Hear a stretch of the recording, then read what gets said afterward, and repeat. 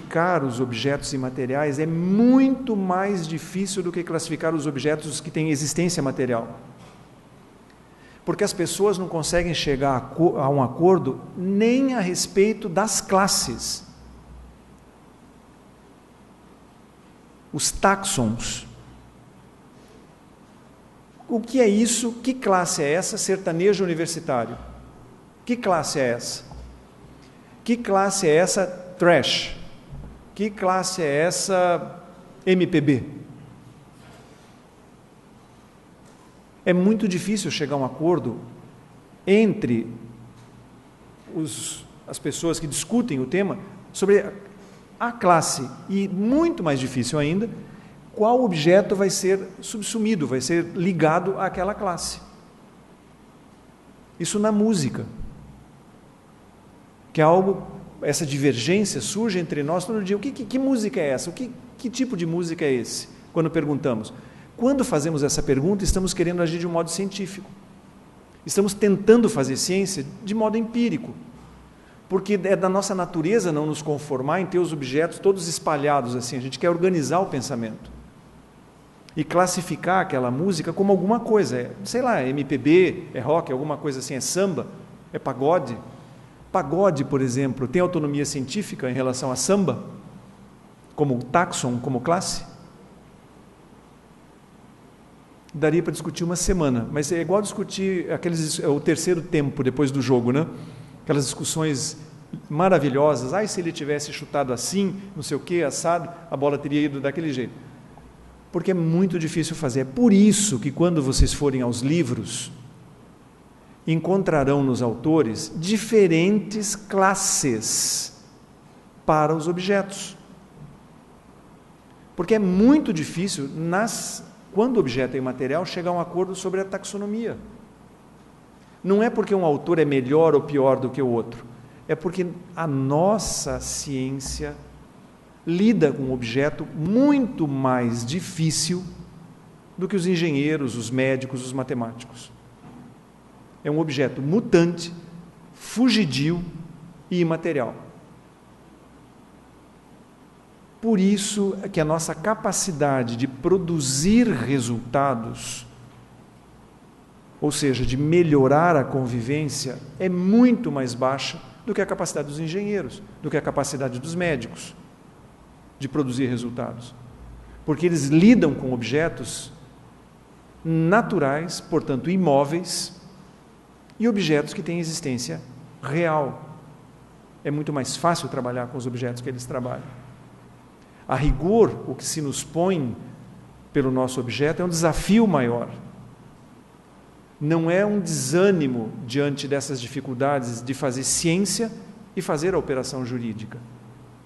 É a percepção de que a nossa responsabilidade diante da sociedade não diminui e que não existe possibilidade da sociedade ficar melhor. Até porque se um dia o mundo virar um paraíso, todos nós perderemos o emprego. Todos perderemos o emprego no paraíso, nós não somos úteis. E não é questão daí de ficar rezando para que o mundo vire um inferno. É reconhecer a condição humana e entender o nosso papel, o papel da nossa ciência na convivência humana. E aqui, partindo em direção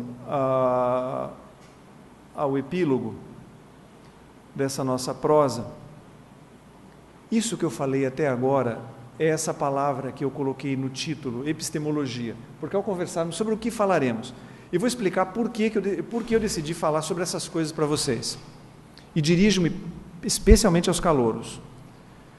Eu fui calouro em 1980,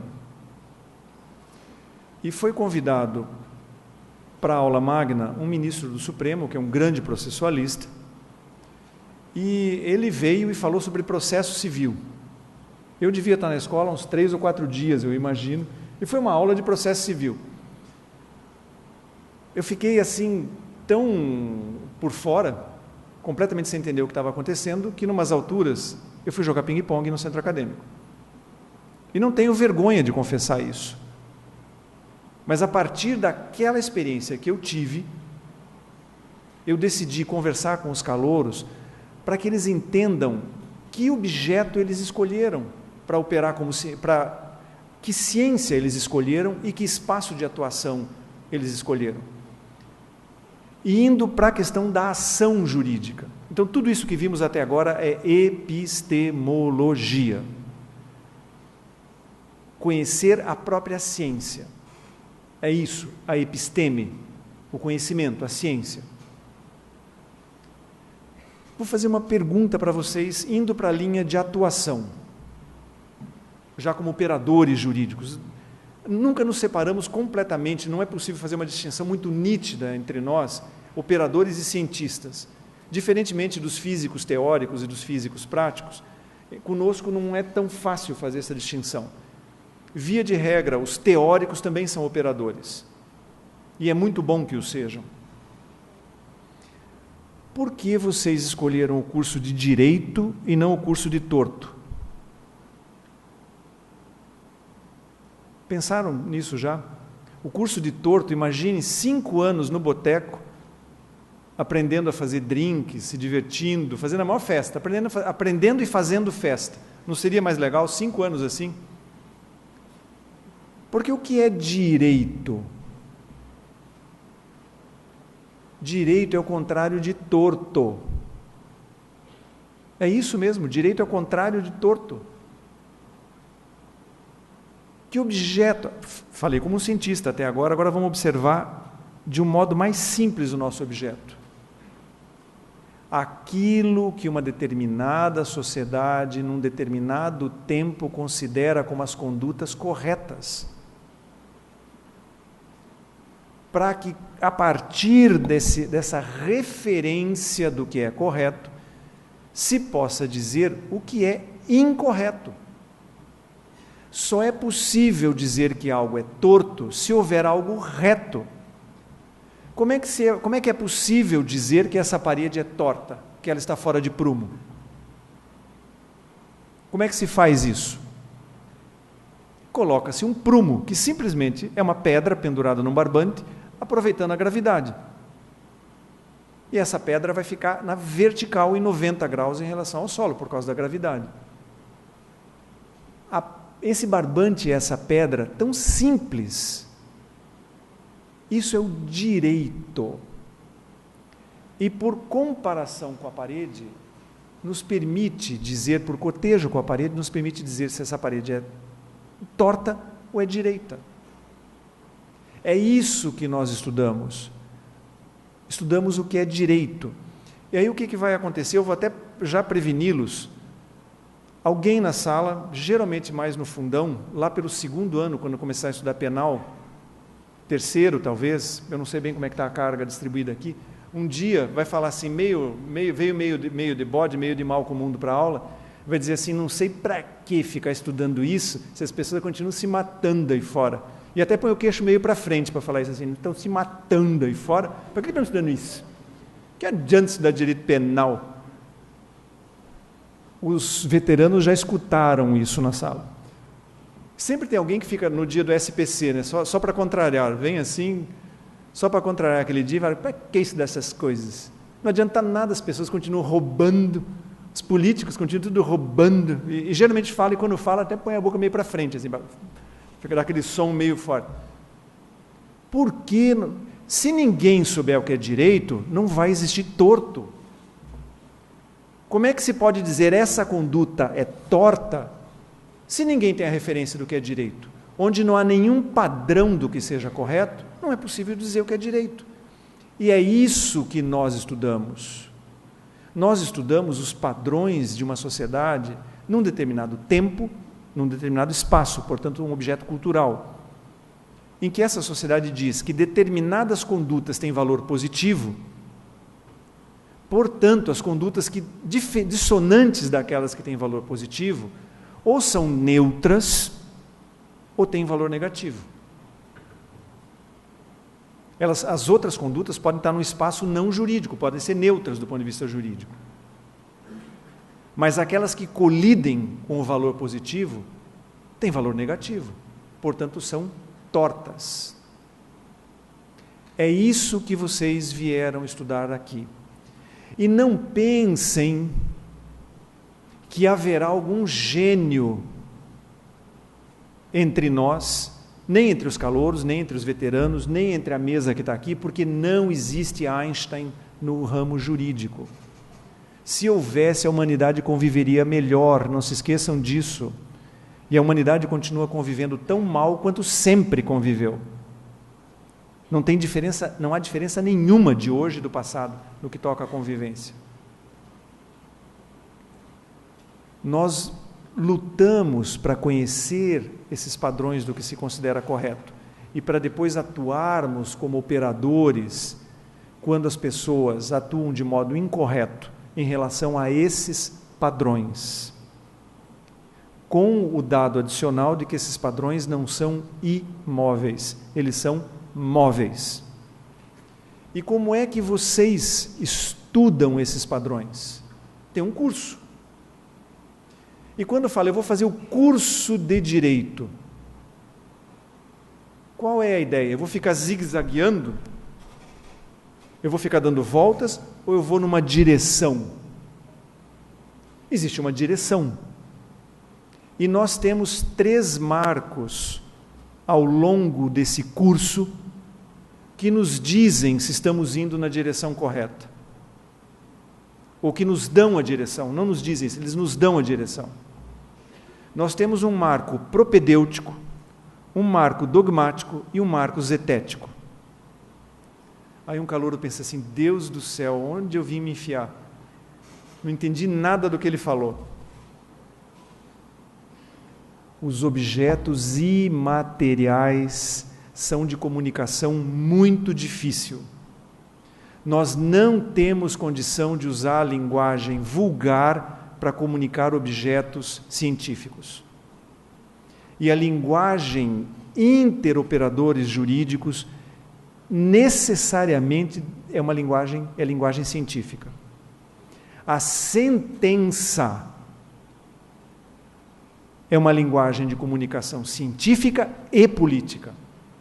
Por isso, a sentença deve ser acessível às partes, mas é muito difícil encontrar o estado da arte que permita equilibrar a sentença como um ato de comunicação científica e um ato de comunicação política. É muito difícil.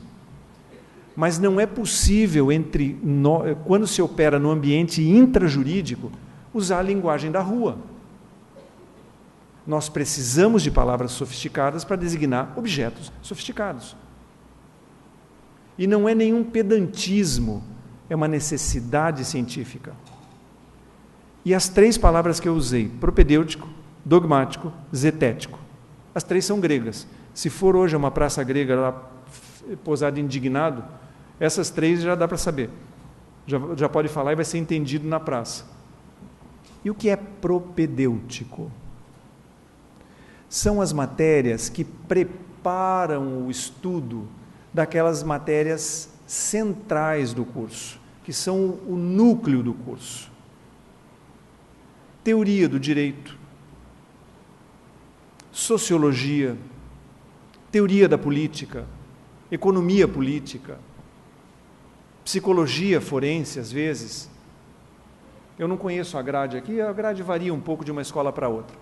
Um conjunto de matérias que iluminam, que preparam a pessoa para estudar o centro do curso. E qual é o centro do curso? Os dogmas. Ah, mas dogma é coisa de religião. Um dogma muito simples, a maioridade. Por que a maioridade é com 18 anos? Por que não é com 17 e 6 meses? Por que não é com 21? Por que não é com 25? Por que é com 18? O que acontece na vida da gente quando faz 18? Alguém já se olhou no espelho para ver se mudou alguma coisa? Já se olhou no espelho aos 12 para perceber que estava mudando alguma coisa. Mas aos 18 não havia mudado nada. Então por que 18? É um dogma. É uma escolha arbitrária de algo que a autoridade capaz de fazer a escolha diz, isto é a verdade. E quem opera com o dogma, e a quem é dado operar com o dogma, não é dado discutir o dogma. É um mero operador. A ideia aplicada à religião. As religiões só existem por causa de dogmas. O dogma fundante do cristianismo, ad exemplo, não é uma crítica ao cristianismo, é que dele a gente sabe mais e é muito mais fácil falar do cristianismo. Uma virgem pariu. É preciso tomar isso como um dogma, porque se for pensar sobre isso, a pessoa não é um fiel, ele é um cientista, é outra coisa. Porque como cientista, se sair fazendo uma pesquisa ao longo de toda a história, não vai encontrar nenhum caso de uma virgem grávida. Não encontrará. Portanto, isso é um dogma. E para atuar como fiel e como cientista ao mesmo tempo não dá. E quando a gente atua como operador jurídico, nós aceitamos o dogma e atuamos dentro do dogma. E todo o conjunto de matérias que nós temos, basicamente do 2º ao 4º ano, são matérias dogmáticas. Por que a citação postal não vale para a embaixada? Por que a citação postal... Aí me corrijam, porque eu estou há tanto tempo, uma diferença entre juiz de direito e juiz federal. O juiz federal não sabe direito civil. Essa que é a grande diferença. Eu fui juiz de direito lá muito tempo atrás, mais ou menos quando os Jedi estavam lutando com o Lord Darth Vader. E alguma coisa eu já me esqueci, então me perdoem, assim, eu alguns equívocos operativos nessa área. Mas vejam, isso são dogmas. São puramente escolhas arbitrárias para tornar possível estabelecer um padrão para alguma coisa. E essas matérias que nós estudamos do 2º ao 4º ano são as matérias dogmáticas. Eu não me recuso a aprender dogmas, eu quero ser capaz de fazer análise. Como é que o biólogo vai se tornar um analista, ele vai ter capacidade analítica se ele não souber distinguir entre um hexápode e um octópode? Se ele não souber a diferença entre um réptil e um peixe, ele precisa estudar os objetos dele, precisa conhecer os objetos dele. Nós também temos, os nossos objetos também são dogmas. E a capacidade analítica sobre os dogmas, a capacidade crítica, só vem se nós os conhecermos. Essa pose toda sabichona de fazer crítica e não sei o quê, mas não tem nada. Criticar o quê para quem não tem nada na cabeça? Sobretudo no nosso caso, que ninguém de nós nasce sabendo. Toda a cultura jurídica a gente adquire, ela não vem conosco como o dom da música, como o ouvido musical. Nós adquirimos porque ela é produto de longa transmissão cultural. No 5º ano, estão posicionadas as matérias zetéticas, que não é uma tradução, é por similitude. O sentido da palavra seria algo como crítica. Não crítica como atribuição de valores negativos a algo ou a alguém, mas crítica como capacidade de análise, não de mera narrativa, mas de análise. E a matéria fundante, a matéria nuclear, é a filosofia do direito. Essa é a matéria que permitirá voos zetéticos. Veja que chique falar em casa. Chegar em casa e contar que já descobriu um jeito de fazer malabarismos zetéticos. Pode trabalhar no circo do seu Léo, inclusive, daí com isso. Essa possibilidade de fazer a crítica fecha o curso. É por esses 3 marcos que vocês passarão para se tornarem bacharéis em direito com capacidade operativa. E vão operar. E quais operações realizarão?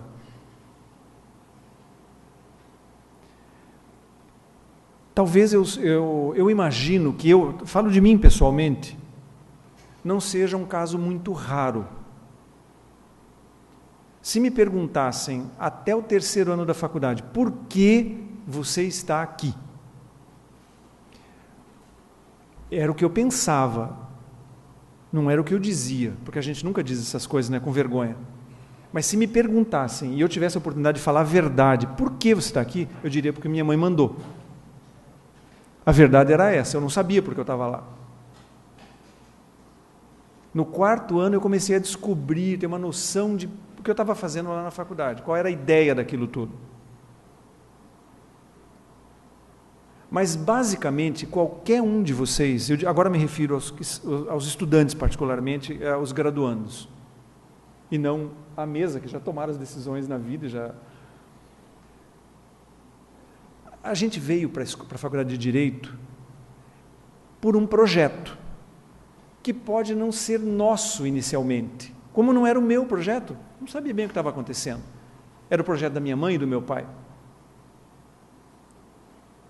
Mas por um projeto. E qualquer que seja esse projeto, ele não é terminar os 5 anos pior do que o primeiro dia. São 1.825 dias de curso. E certamente o projeto não é jogar fora 1.825 dias.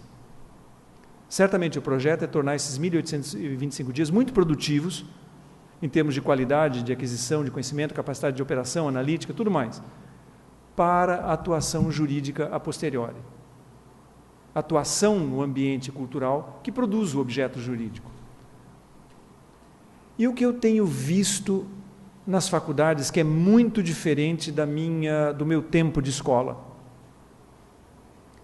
Participei de uma oficina, também de abertura de ano letivo na Universidade Federal, há pouco tempo, acho que foi no ano passado, se não me engano.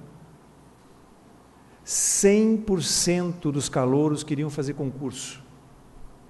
100%. Me deu vontade de perguntar, escuta, quem vai advogar, hein? Os advogados vão entrar em extinção? Na minha época, a grande massa das pessoas pensava em advogar. O país mudou muito nesses 30 anos.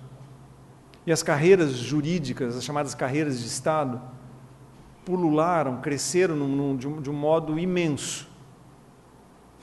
Mas há limite. O Estado não é um ente ilimitado. Ele pode ser infinito enquanto dura, mas se a gente quer que ele dure, ele não pode ser infinito, ele tem que ser finito. Os recursos do Estado têm que ser limitados. Portanto, não haverá espaço em carreiras públicas ad eternum, só ampliando, porque alguém paga por isso. E esse alguém não toma a decisão da ampliação, só paga. Mas há muitas possibilidades de atuação jurídica.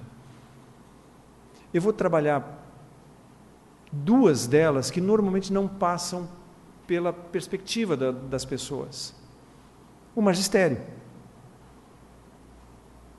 Porque a pessoa pensa, não, mas para ser professor, o bacharel em Direito pode, como é uma formação básica, a graduação é muito ampla, ele pode depois, no mestrado e no doutorado, iniciar aproximações com outros ramos do conhecimento, ainda que seja no campo das ciências sociais. E é possível, a partir desse lastro de conhecimento que uma faculdade de Direito, do alto nível da escola que vocês têm, forneça esse lastro, forneça essa base de conhecimento, para que no futuro alguém de vocês se torne um grande professor de economia, se torne professor de sociologia, de antropologia. Bronisław Malinowski. Anotem esse nome e leiam o livrinho. E é desse jeito mesmo, polaco assim, Bronisław Malinowski. Um livrinho de antropologia jurídica extraordinário. É um livreto, um opúsculo.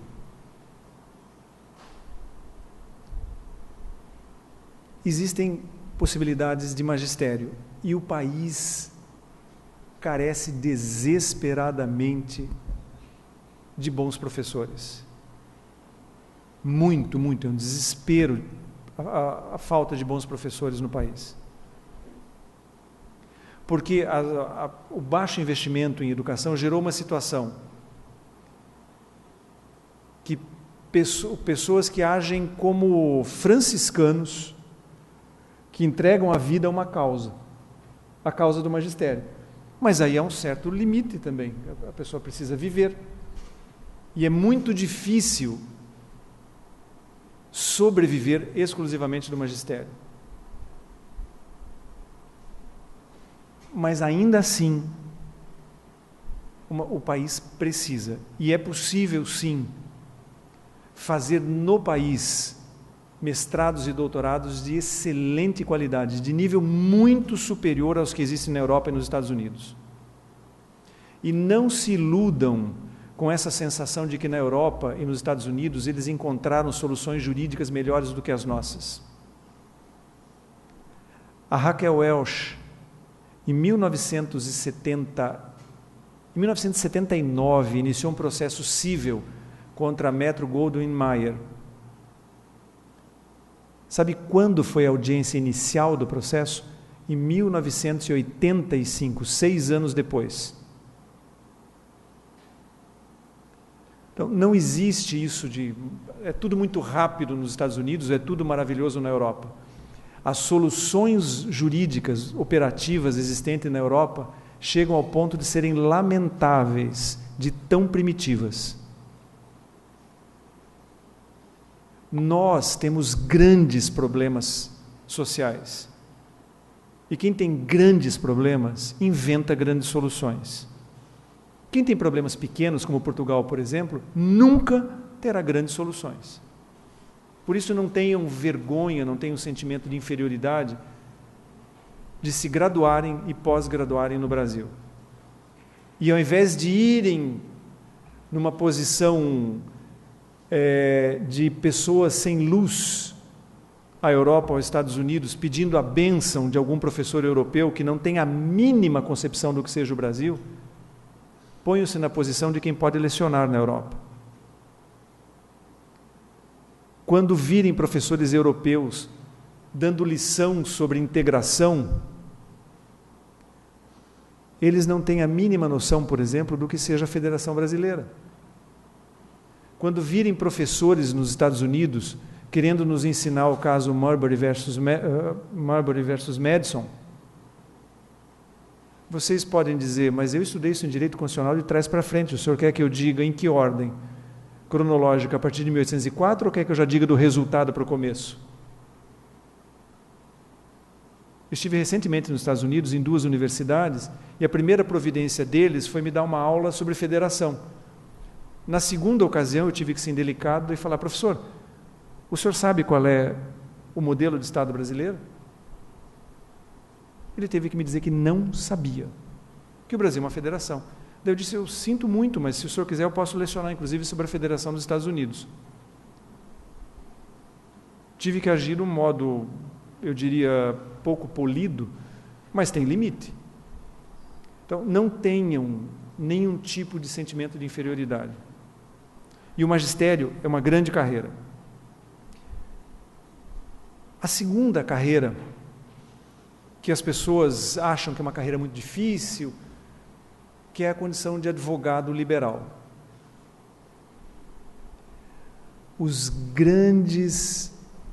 As estrelas da história política brasileira e da história jurídica brasileira eram advogados liberais, que construíram pensamento jurídico e atuaram também diretamente no processo político, construindo o objeto jurídico.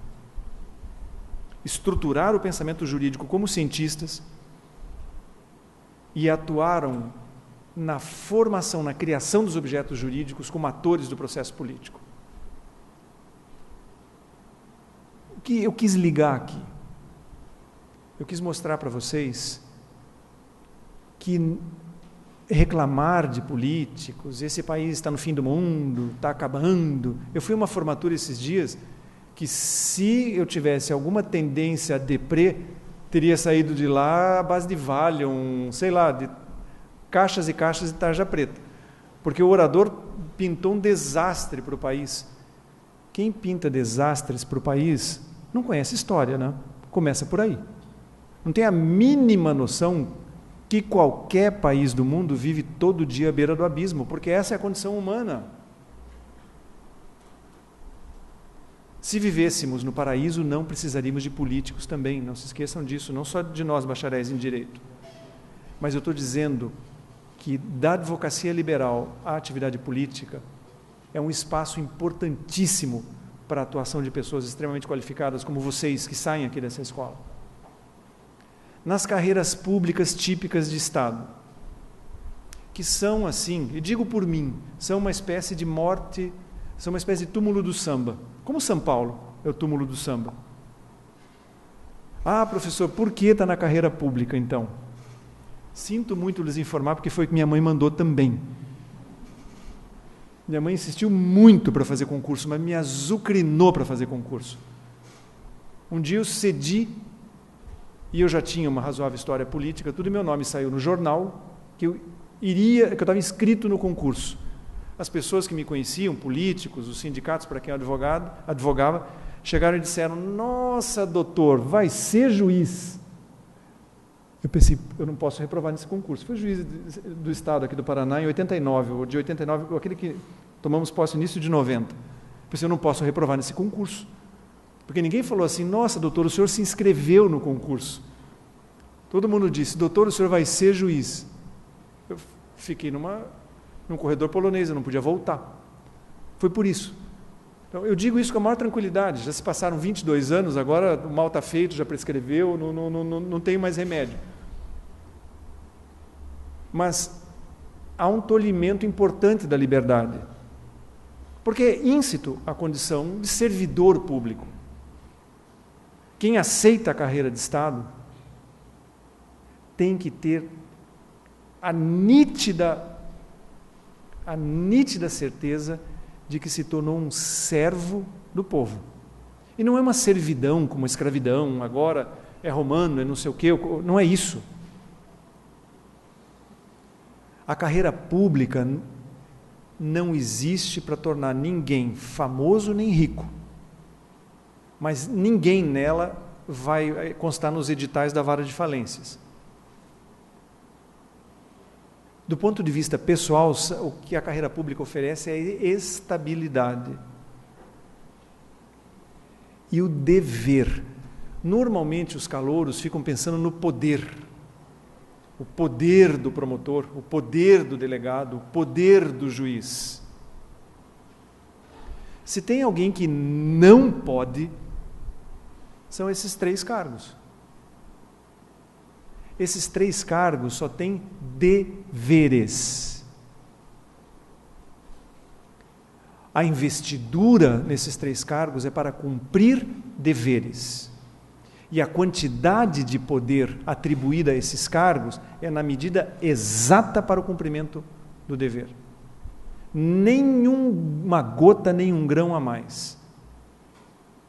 Para quem já está no 5º ano, no 4º ano, é muito fácil perceber quando ocorre abuso de poder, a partir dessa medida, olhando pela perspectiva do dever, e o quanto de ação foi usada para cumprir o dever. Portanto, essa ideia da pose, a toga, ou a beca, isso tudo existe para o cumprimento de deveres. Poder mesmo é poder político, exercido por quem tem investidura eleitoral. Os agentes políticos de investidura técnica, que são as funções de Estado, eles têm uma carga de dever que é simétrica à carga de poderes, porque é neles que repousa a estabilidade do Estado. As mudanças que o processo político experimenta rotineiramente, as mudanças de pessoas, as mudanças de direção, não tornam a República uma anarquia, porque uma parte da estrutura republicana é monárquica, ela é vitalícia. E é nessa parte, nesses agentes, que tem a garantia da vitaliciedade, que repousa essa simetria entre dever e poder. Portanto, se pensarem nas carreiras de Estado, as tenham pela perspectiva do dever, que é a perspectiva correta, não a perspectiva de poder. Se quiserem poder, e poder faz muito bem à saúde, sim, sigam para as carreiras políticas, de investidura eleitoral. O país precisa de bacharéis em direito de grande qualidade técnica nessas carreiras. Professora Laimer, eu acho que com isso eu transmiti meu sentimento sobre a operação jurídica, e antes que os calouros e os veteranos derretam no plenário, eu vou terminar a minha locução, a minha preleção. Eu agradeço muito a vossa atenção e a atenção de todos vocês. Muito agradecido.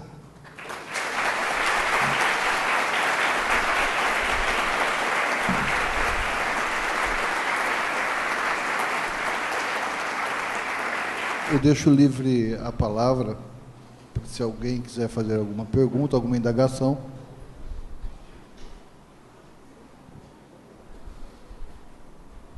Pois bem. Isso de não haver pergunta nenhuma, nós todos já estivemos aí um dia. E o que se passa pela cabeça de quem está aí? 2 problemas. O primeiro deles, e se eu perguntar uma besteira? Vão tirar sarro de mim durante 5 anos. E o duro é que vão mesmo, viu? Não tem jeito. É igual o primeiro sutiã, a primeira besteira ninguém esquece. E a outra coisa, pela hora e pelo calor, fica todo mundo, quem é esse chato que vai fazer pergunta? Aí fica todo mundo morrendo de medo, assim, não vou ser eu, não vou ser eu. Mas faz parte do jogo, sim. E ciência só se constrói na divergência. Ciência não se constrói com opiniões, com monodoxia, com opiniões únicas. Isso é religião ou é partido político? A ciência exige a diversidade. Então, para isso, professor, eu estaria à disposição ali fora, para quem quiser conversar, ficamos proseando ali depois, e aí vamos falar um pouco, de modo menos formal, sobre esses objetos. Obrigado, professor. Eu solicito ao professor Dr. Rinaldo Bernardelli Júnior para proceder à entrega de uma placa em agradecimento ao Dr. Friedman pela participação na nossa...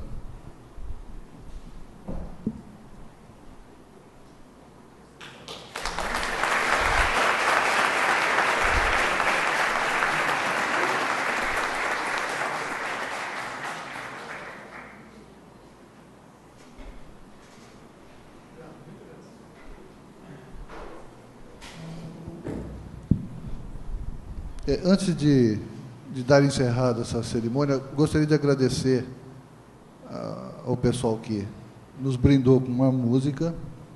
Gostaria de agradecer o André, o Diogo, a Gabriela e a Maiara pelo apoio. Foi muito importante. Gostaria de agradecer a professora Ilka, Thaís, o professor Rinaldo e o pessoal aqui. Muito obrigado. Mas antes de dar por encerrada essa noite, eu gostaria de pedir licença a todos para uma pequena anotação do porquê que eu acabei convidando o Dr. Friedman para essa aula inaugural. Em primeiro lugar, pelo brilhantismo que ele sempre tem demonstrado, tanto como professor, como palestrante. E como um profissional brilhante. Ele foi juiz em Andirá, em uma época muito difícil. E toda a sua atuação voltada para o social sempre foi marcante. Foi um juiz que, em um despacho, poderia sofrer vários agravos de instrumentos, mas, em alguns despachos, ele elogiava a atuação do advogado, elogiava a atuação dos profissionais. E isso engrandecia muito o trabalho de todo mundo. Em segundo lugar, Ele foi um brilhante professor nessa escola, tanto que o professor Friedman, o Dr. Friedman, deixou vários seguidores. Marcou época. Eu gostaria imensamente de agradecer ao professor Dr. Friedman pela presença, pois sabemos, porque sei do enorme compromisso que o senhor tinha em Curitiba, em Foz do Iguaçu, e dispensou para estar aqui entre a gente. Muito obrigado.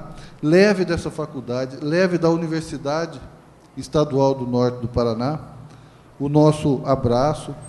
Felicidades na sua carreira. Eu sei que o senhor sempre foi muito solícito, muito competente. Muito obrigado e obrigado a todos. Declaro encerrada a sessão.